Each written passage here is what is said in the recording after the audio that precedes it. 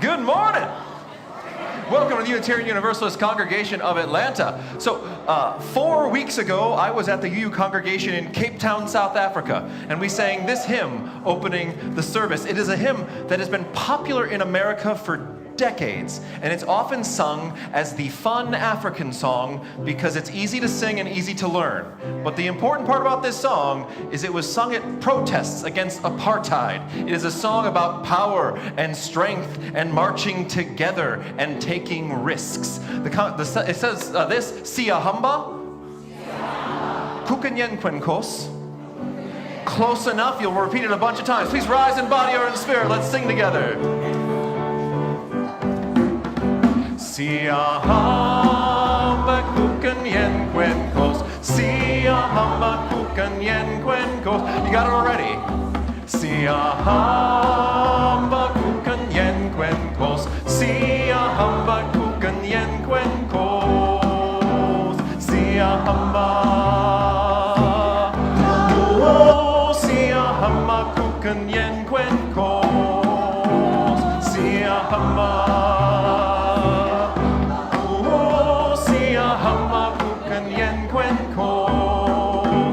We are marching in the light of God. We are marching in the light of God. We are marching in the light of God. We are marching in the light of God. We are marching.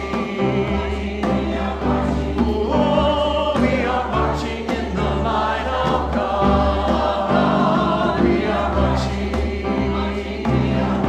Oh, we are marching in the light of God. Siyahamba, Siyahamba kukanyenkwenkos, Siyahamba kukanyenkwenkos, Siyahamba kukanyenkwenkos, Siyahamba kukanyenkwenkos, Siyahamba. Oh, Siyahamba kukanyenkwenkos, Siyahamba.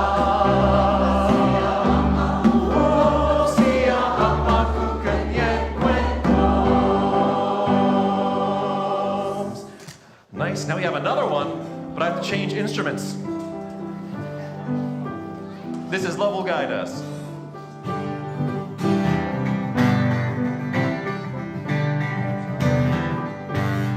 Love will guide us, peace has tried us, hope inside us will lead the way on the road from greed to giving.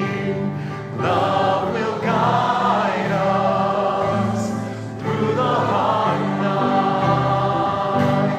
If you cannot sing like angels, if you cannot speak before thousands, you can hear from deep within you.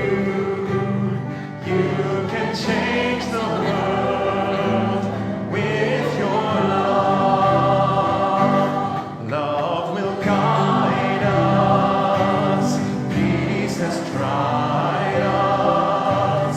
Hope inside us will lead the way on the road from greed to giving. Love will guide us through the hard night. Nice singing. Great. Well, we made it through the hard night to fall, y'all. So welcome. I'm Reverend Taryn Strauss, Senior Minister here at the Unitarian Universalist Congregation of Atlanta. This place where you have found yourself. Maybe you have come through a hard night to be here. And so I welcome you here today at this place where we are transforming lives through courageous action and where we are making soulful connection. And we've been making soulful connection all weekend long. Many of you were here last night, late into the night, for the UUCA auction. And we are grateful for you. Thank you for bringing the gift of fire to the people.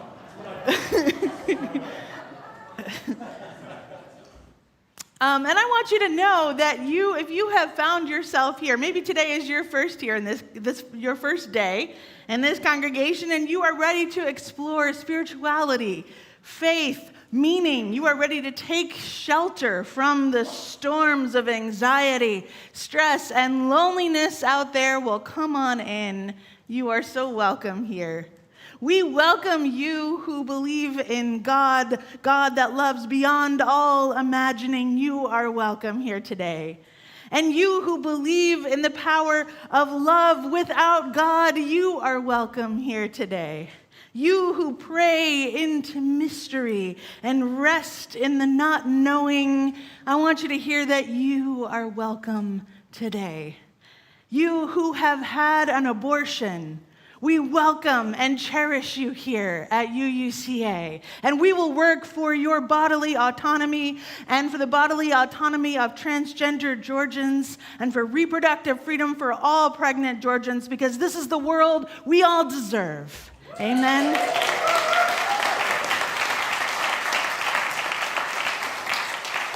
So I want you to really hear that the welcome mat has your name on it. You who have been wounded by religion and bring your broken heart here. You who are lesbian, gay, bisexual.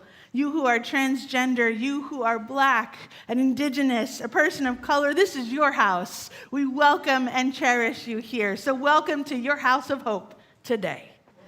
And I want to especially welcome you who are tuning in from wherever you are at home, but especially welcome the Foothills Unitarian Universalist Fellowship.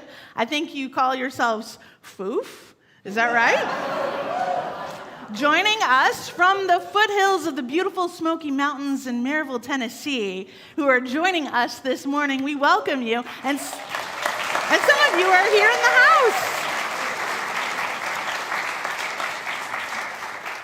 So if this is your first time here or it's your 1,000th time and you are ready to learn more about Unitarian Universalism or about UUCA, your faith home, please join us directly after the service today upstairs in room 217 for our Pathfinders class. Lunch will be served for free, a delicious home-cooked lunch to those who are curious about this beloved congregation.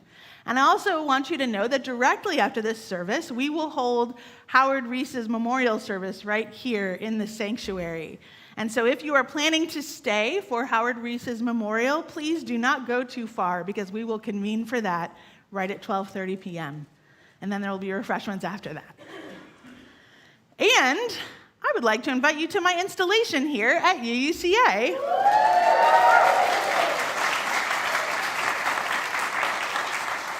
So if you haven't already, please put it on your calendars on Saturday, October 5th at 3:30 p.m. right here. We will hear exquisite, fabulous preaching from one of Unitarian Universalism's best living preachers, Reverend Nancy McDonald Ladd, who's flying in for this occasion. We will hear from our fabulous UCA choir and some incredible soloists who will knock your socks off. Some I'm related to, and others are Broadway performers and singers who are flying in from New York City to be with us. And there will be lots of sweets, dancing, great food and fun, and Foothills, you are invited too. It's going to be a big day. So now, let our service begin, the service where we are exploring the moral imagination and risk and what that all could mean for us. I want to invite Ethan Frost Boyce to come forward. He will light our chalice this morning, member of our senior youth group.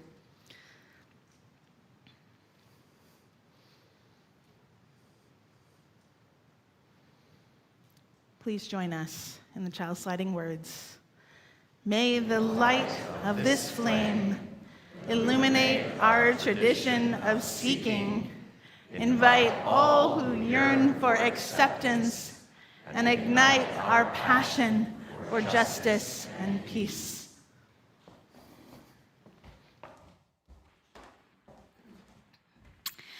Our story this morning is Malala's Magic Pencil by Malala Yousafzai, illustrated by Karaskoit. Do you believe in magic? When I was younger, I used to watch a TV show about a boy who had a magic pencil. If he was hungry, he drew a bowl of curry and it appeared. If he and his friends were in danger, he drew a police officer. The boy was a little hero, always protecting people who needed help. How I wanted a magic pencil too. If I had a magic pencil, I would use it to put a lock on my door so my brothers couldn't bother me, stop time so I could get an extra hour of sleep every morning, and erase the smell of the trash dump near our house. And I would use it to make other people happy. I would draw the most beautiful dresses in the world for my mother, the best buildings in the valley for my father so he could open many schools where children would study for free, and a proper ball so my brothers and I no longer had to play with an old sock stuffed with rubbish. Every night before I went to bed, I wished for a magical pencil of my own. And every morning, I would wake up and check the cupboard, but the magic pencil was never there. One day, I was throwing away potato peels and eggshells at the dump. I was wrinkling my nose and swatting away flies, making sure I didn't step on anything dirty in my nice shoes, when I saw a girl about my age sorting trash into piles. Nearby, boys were fishing for metal scraps using magnets on strings. When my father returned home from work, I told him what I'd seen. It made me sad. "Abba," I said. "Yes, Johnny," he said back. I always like it when he called me dear one.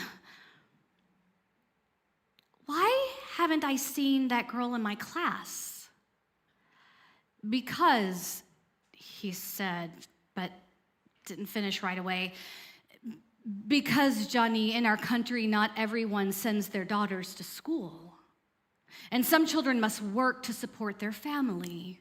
Those boys will sell the metal scraps they find. If they went to school, their families would go hungry." School was my favorite place, but I never considered myself lucky to be able to go. My father had always said, "Malala will live free as a bird." Now I wondered how free I'd truly be. That night, I thought about the families who didn't have enough food, and the girl who couldn't go to school, and even about how when I was older, I would be expected to cook and clean for my brothers because where I came from, many girls weren't allowed to become what they dreamed of. I knew then that if I had a magic pencil, I would use it to draw a better world, a peaceful world. First, I would erase war, and poverty, and hunger, and then I would draw girls and boys together as equals. Over the next few years, instead of wishing for a magic pencil every night, I worked hard in school every day. I wanted to be one of the top students in my class. But soon, powerful and dangerous men declared that girls were forbidden from attending schools. They walked the streets of our city now. They carried weapons. One by one, girls stopped coming to school.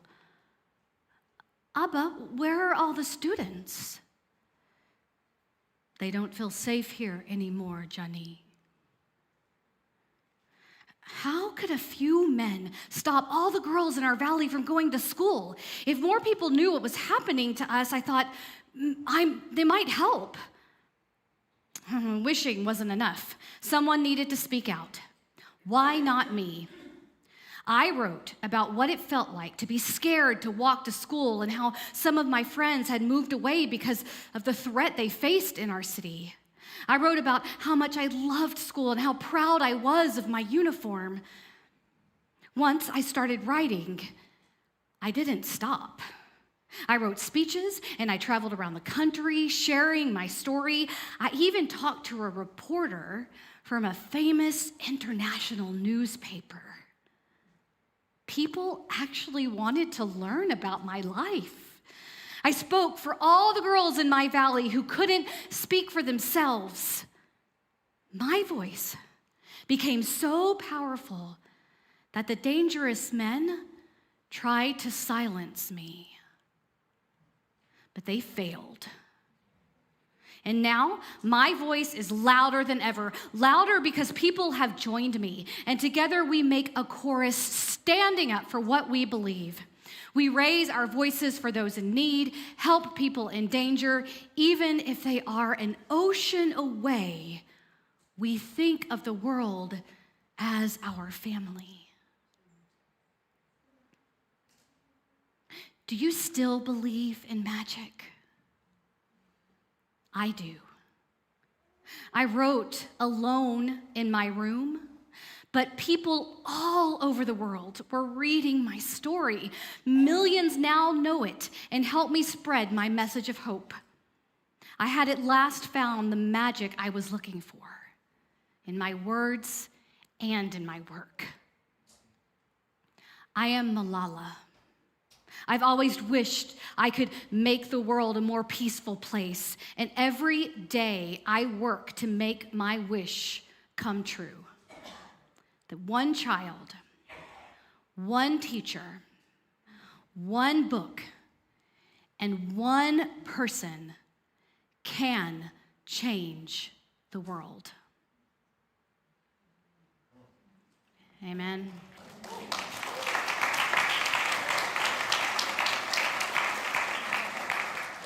So I'd like to invite two members of the Frost Boys family, Ethan and Michelle, to the chancel to lead us in this morning's movement prayer. And as they are making their way up, please rise as you are able and willing and join us. First, we bow to honor the Spirit of life. We lift our arms and embrace the gifts of Spirit. We bring these gifts unto ourselves with gratitude and breathe and smile. We share these gifts with the world. We remember to be present, honor, embrace, gratitude, share, be present.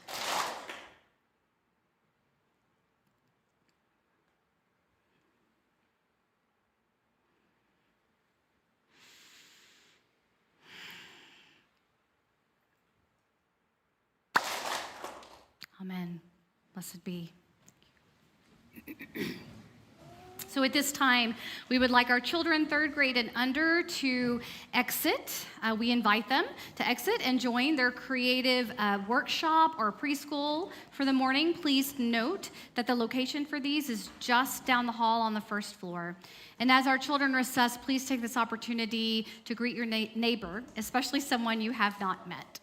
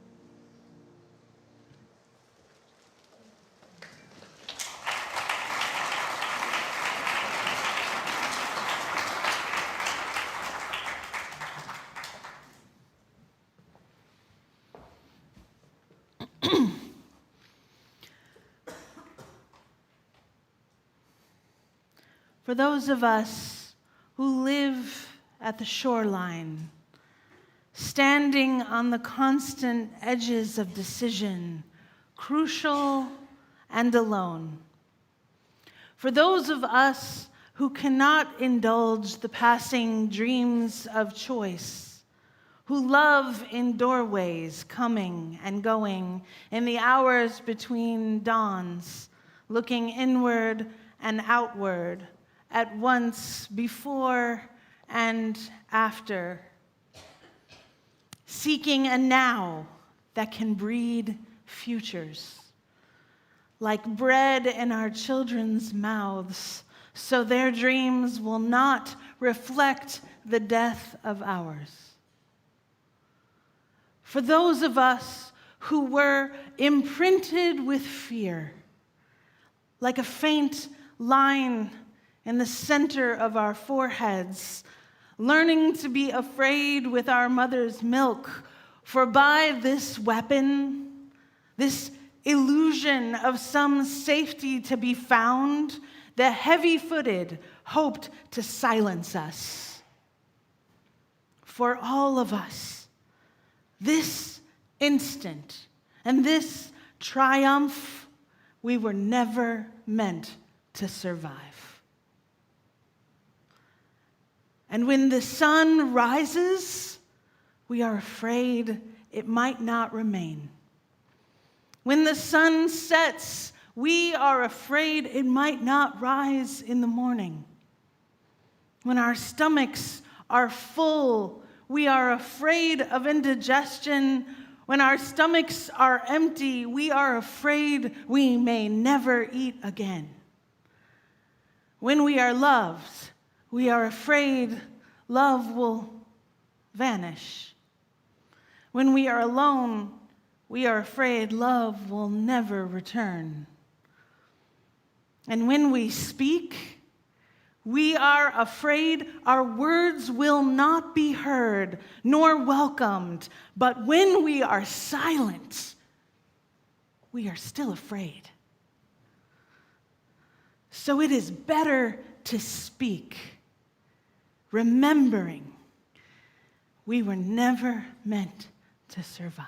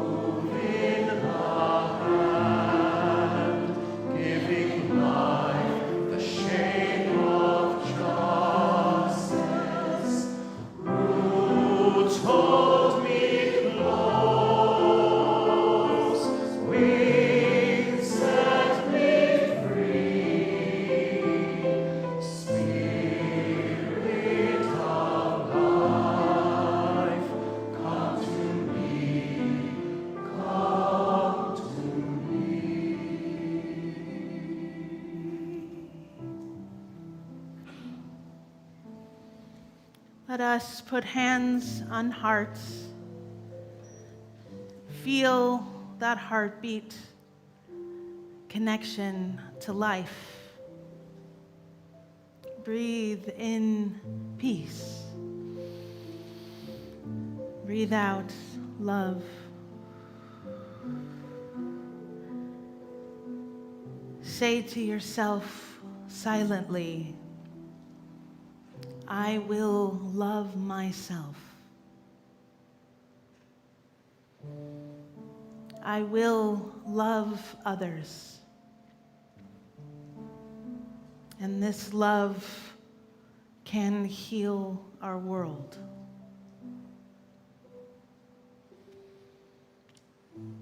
We send the strands of this love outward as we think of our beloved longtime UCA member, Howard Reese, and his family who have traveled to be with us today, especially his wife of 50 years, Julie Weisberg, as we remember Howard a little bit later today.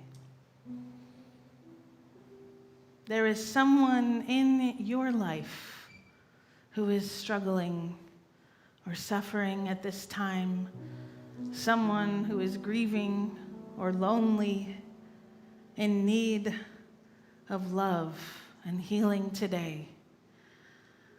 Please write that person's name in the live chat or bring them into this holy cloud of witnesses and speak their name out loud now.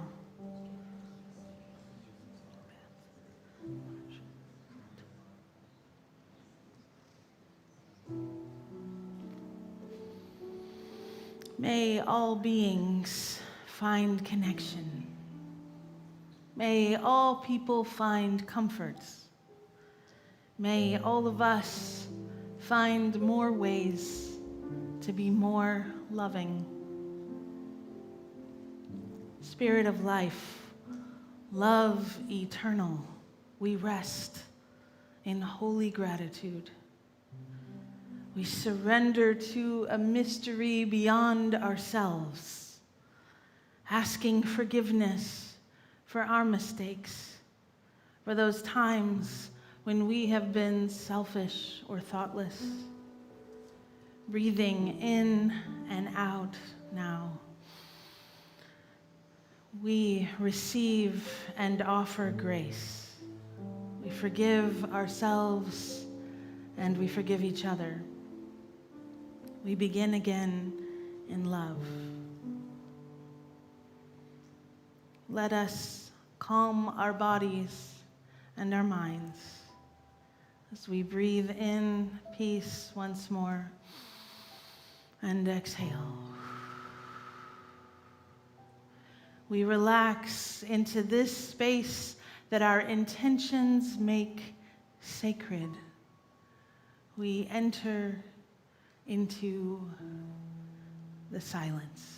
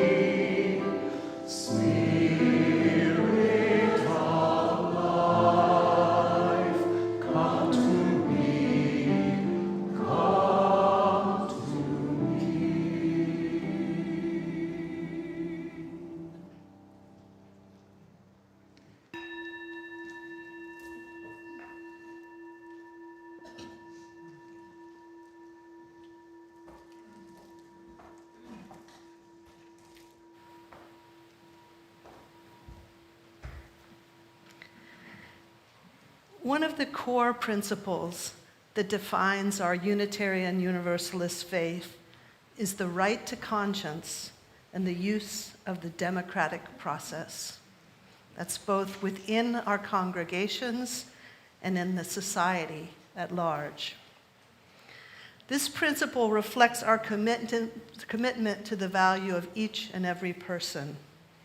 In the words of our UU ancestor, Theodore Parker, democracy means I am as good as you, does not mean I am as good as you are, but you are as good as I am. Your vote matters just as much as mine does. I expect you've had occasion recently to reflect both on just how precious and fundamental, but also how brittle and vulnerable our democracy is. Perhaps you did, for example, as you read the news on Georgia's unelected state elections board and its dubious last-minute rule changing, which threatens to silence your vote. Or maybe you did as you took in the words of our fellow congregants who introduced you to the work of this month's Share the Plate recipient, Common Cause Georgia. Standing right here, Dana Taylor reminded us that we cannot be complacent, that we are urged to act. Tracy Gagne lifted up the power of community and of our voices, which must be heard. Jennifer Thilo recounted the long history of efforts to disenfranchise the many in this nation and helped us to see how our faith calls us to show up. For over 50 years, Common Cause, a nonpartisan, member-driven nonprofit organization, has united communities just like ours around the cause of protecting and strengthening democracy. Here in Georgia, Common Cause is standing up to oppose the voter suppression efforts in our legislature, in the courts, and beyond that. They are acting. Never has their work felt more urgent than right here and right now. So please help show UUCA's commitment to our faith, to our community, and to our democracy by digging deep and giving generously today. This morning's offering will now be given and gratefully received. So this song was written between the two Obama terms, asking the question, was there ever a better time? We were all saying, yes, we can, and talking about hope and change, but maybe we forgot a word. Hope and change was what you voted for, but looking at you now, I know that you're wishing that your vote did something more to move it forward. Hoping that our nation would be free from the hands of ignorance and greed. But that slogan always needed just one more word. Hope, struggle, and change. Hope, struggle, and change. There's trouble and danger on the road to justice. Gonna keep on hoping, gonna keep my eyes open, and a change will come, but it won't be easy. You know that civil rights didn't come to us the minute Rosa Parks stepped on that bus. So many fought and died for racial justice before and after. And suddenly a ray of hope appears, but only after years and years and years, and only after blood and sweat and tears, and yes, even laughter. Hope, struggle, and change. Hope, struggle, and change. There's trouble and danger on the road to justice. Gonna keep on hoping,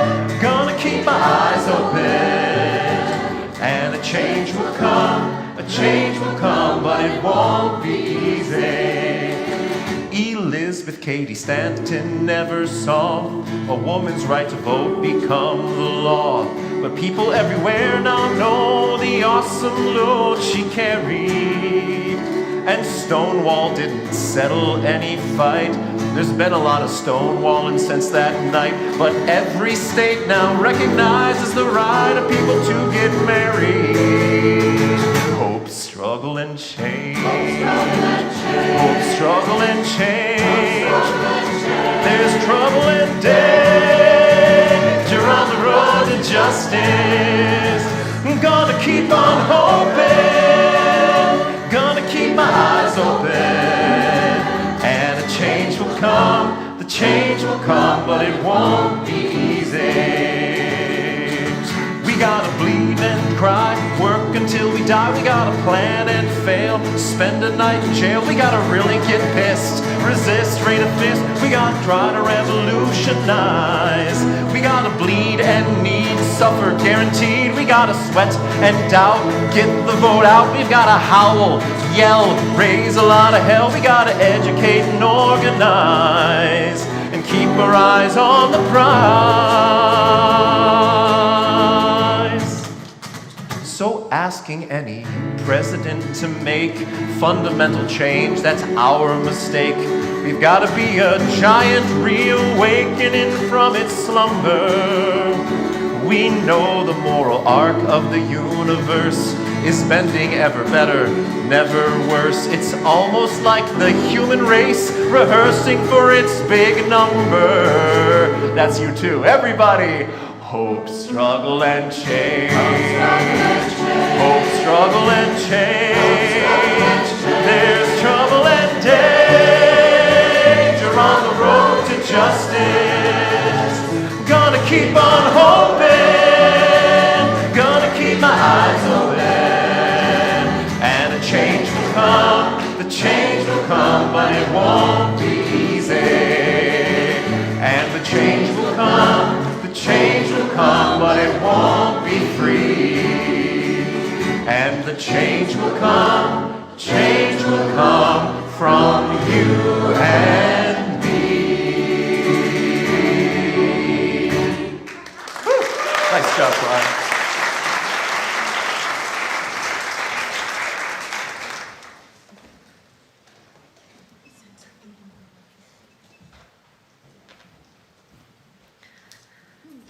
Please join me now in the dedication of our offering. The work of this congregation is weaving a tapestry of love and action we call community. We dedicate our lives, and these are offerings.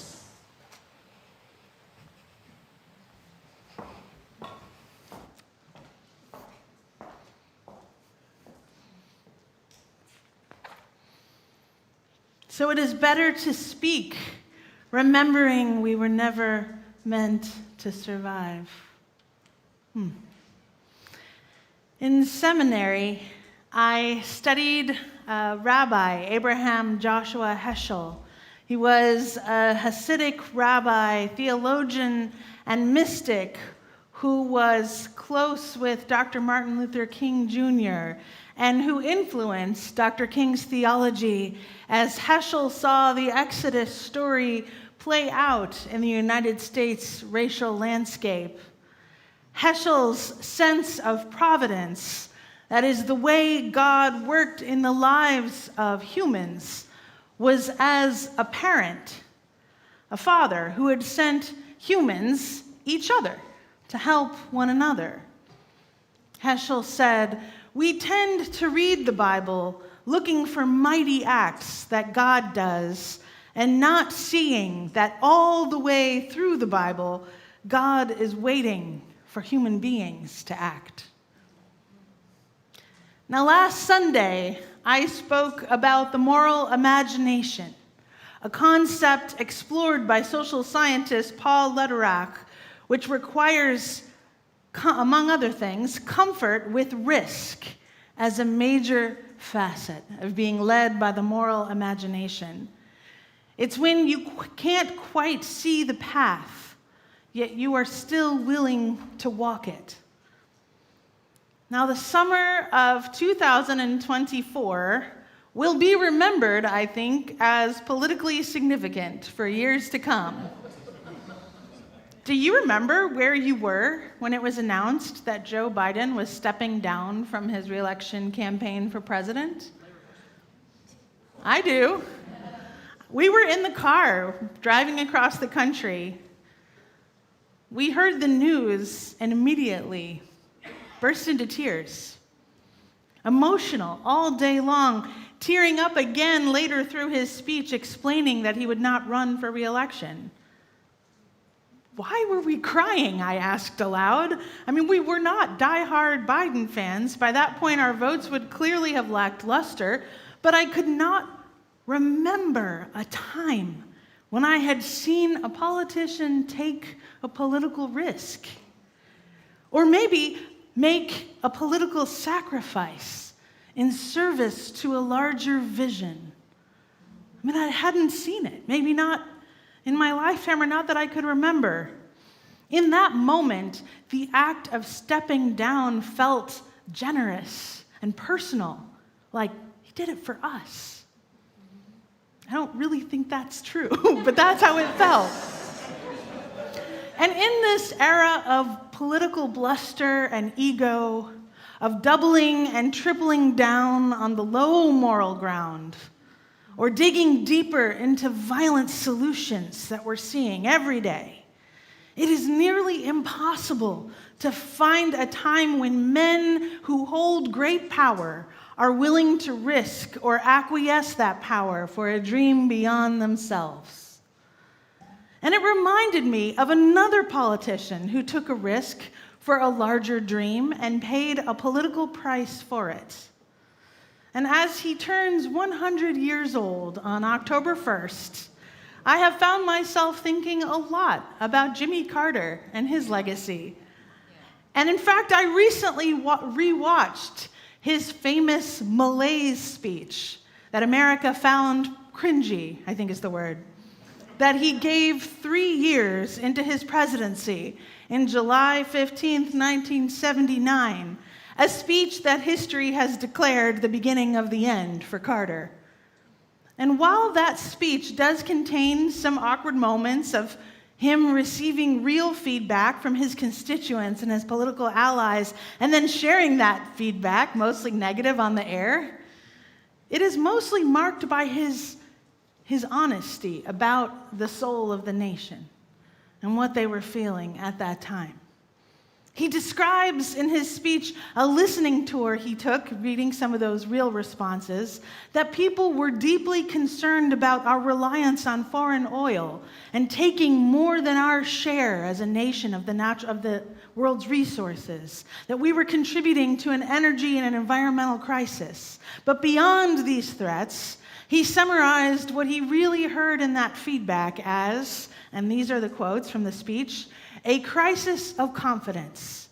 It is a crisis that strikes at the very heart and soul and spirit of our national will.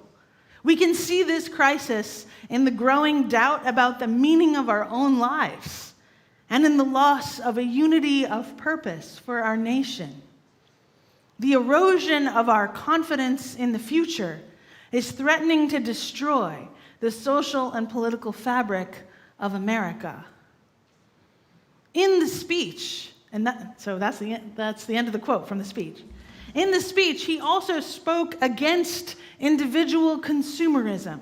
He spoke about the erosion of people's trust in churches, schools, and in the news media, and the need for all Americans to each consume less and to come together to reduce energy consumption. All this back in 1979. To be honest, the speech ages very well in hindsight. I mean, Carter did have his finger on the pulse of the country.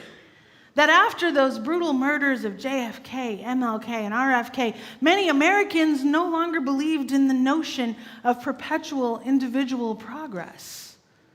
And I think what he was trying to say is, nor should they. I wonder if he was aware of the political risk he took, thinking that he could share that kind of skepticism on national television and that the political machine would let him get away with it. He took the risk of deep truth-telling, and he paid the political price. Now, of course, Carter's legacy was redeemed by the incredible leadership he offered to the nation and to the world in his post-presidential life, dreaming big enough to eradicate the guinea worm from this earth, and to launch Habitat for Humanity, which continues to provide housing and dignity across the world. But Carter took the risk of vulnerability. For a leader, especially a white male leader, to risk showing vulnerability is such a rarity. Well, it's a game changer, really. And it's what the world needs if we are to follow our moral imagination, led by the possibilities of peacemaking, collectivism, and other big world-saving dreams. This is why I struggle to imagine how we can ever have true democracy as long as we lack term limits for senators and Supreme Court justices. Because a moral society requires leaders who are advantaged by risk and not simply status quo, lifelong politicians who have forgotten to do what Carter did and maybe what Biden did too, and listen to real people and reflect what they've heard. So, what does any of this political stuff mean for your spiritual life? Last week, we began exploring these tenets of following the moral imagination, which are interconnection, curiosity, creativity, and risk. Now, personal risks are difficult enough. To make a change in your own life, to follow a big dream, that is almost more than any of us can manage in one lifetime. But a collective risk, well, that seems to live only in the realm beyond the possible. Unless a congregation decides to move as one collective and launch a new social justice project that serves the entire community. I had the chance to witness this just last week. The Unitarian Universalist congregation in Dallas just launched the Truth Pregnancy Resource Center, which is the last real pregnancy counseling center in Dallas, Texas, where pregnant people can go to be counseled on all of their reproductive options, including support and transportation if they need to travel out of state for their abortion procedures. Now, Dallas, you have to understand, has no shortage of pregnancy resource centers. They are on just about every single street corner. But they lie. They lie to pregnant people, telling them that it's illegal to travel for their abortion or that it's illegal for them to ask a provider questions about abortion at all. Now, the First Unitarian Universalist congregation of Dallas just 2 months ago has seeded this new Truth Pregnancy Support Center in the location of the last abortion clinic in the state. And on my visit to Dallas last week, I was humbled by their big dream and the risk they took as a congregation to invest in and to launch a new center for support and care for pregnant people in their city. To risk alone can be unthinkable, disorienting, confusing. I mean, how? Where to begin? Many of you are already taking risks in your own family or your own community by coming to this congregation. I know it. By standing up for your beliefs or by just being your truest self and risking alienation, cutoff, or derision. Perhaps I take a risk every single day I live in Georgia and choose nonviolence as my sacred path for me and my family, settling for a beware of dog sign in a dogless home.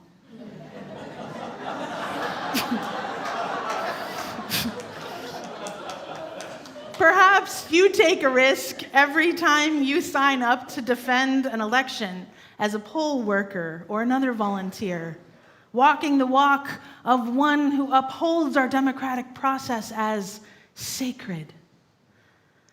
And risk is also relative, as those with more marginalized identities surely live lives with greater daily risk in a state and a nation that continues to uplift whiteness and straightness and cisgenderedness as the most powerful and legitimate. But if you do not feel a sense of risk in your own life somewhere, interrogate that privilege. Interrogate your privilege. Consider the cost of that safety to your soul's work, the causes you believe in, the people to whom you are proximate. Risk is personal and it is collective. What are we willing to risk as a congregation to do what needs to be done? We already know it is much less scary to protest together than to protest alone. And I hope we can revitalize. Very soon, you'll have the opportunity to revitalize our congregation's presence in Atlanta Pride on October 13th. I hope you'll join me. Will you join me? I hope that more of you will join all of us, not just the LGBTQ folk here at UCA, but all of us will take to the streets together as we share our message of radical welcome to queer folks from all across the South, some of whom have traveled far, looking for people who will just celebrate and love them. And I am telling you that even in 2024, when I put on my priestly uniform, which I will do, and bless people along that parade route, folks will burst into tears of gratitude and relief and respond with, I have never had a religious leader offer me a blessing. Not in my life could I have ever imagined this. Thank you. Even today, that will happen. Well, on October 13th, that will happen. Even in 2024, the blessing is a risk. This is the answer to Paul Lederach's ultimate question, which is how do we transcend cycles of violence that plague our human community while still living in them? See, the peace builder must always have one foot in what is and one foot beyond what exists. Reach out to those you fear. Touch the heart of complexity. Imagine beyond what is seen and risk vulnerability one step at a time. When you are afraid, do what Rabbi Heschel's God longs for you to do and phone a friend. Invite them to sit with you in your vulnerability. Invite them to build something bold with you, even if you cannot see exactly where you're going, even if you cannot see the full resolution or revolution. We are in a unique opportunity here to build bridges across belief. Amen? Amen. We can build peace across conflict in our communities. Yes? Yes.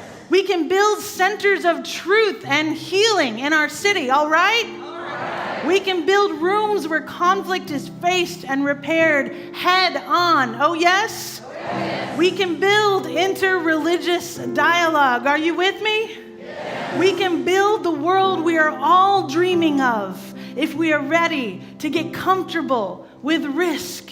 Then, when we are afraid, we will know we can reach towards each other and take that first step, knowing that even when we are afraid, it is always better to speak out in the name of love. Amen. Please rise in body or in spirit. Let's sing Wo-Ya-Ya together.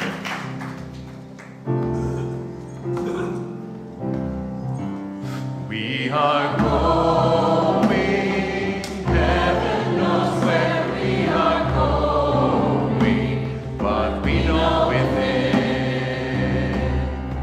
and we will get there. Heaven knows how we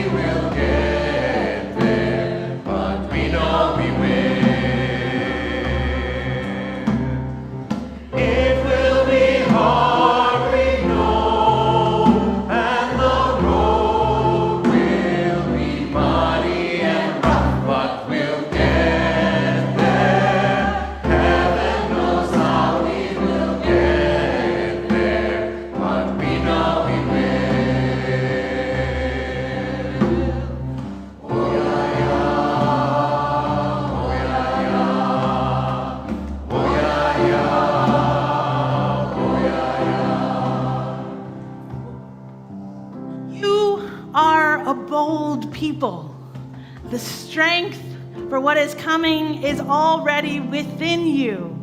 You already have what it takes to take risks. And when we have each other, we can take big risks together. So let us go out into our lives and into our day and call one another into that bold action, knowing that we already have it within us to build the world we dream of and take those big risks together.